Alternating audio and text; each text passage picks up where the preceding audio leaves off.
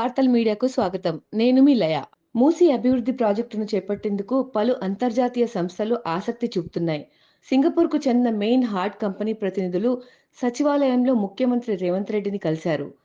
Musi river front ప్రాజెక్టుకు సంబంధించిన నమూనాలను పవర్ పాయింట్ ప్రెజెంటేషన్ ద్వారా సీఎంకు వివరించారు.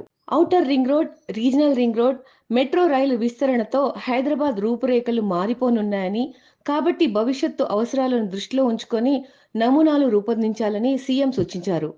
Main heart group CEO Omar Shahzad, CS Shanthakumari, పురపాలక శాఖ కార్యదర్శి Danakishore, Musi development corporation MD Amrapali సమావేశంలో పాల్గొన్నారు.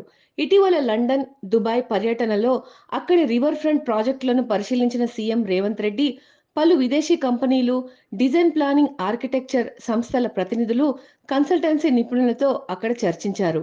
ఈ నేపథ్యంలో పలు సంస్థలు హెచ్ఎండిఏ మూసీ అభివృద్ధి సంస్థ అధికారులతో సంప్రదింపులు జరుపుతున్నారు.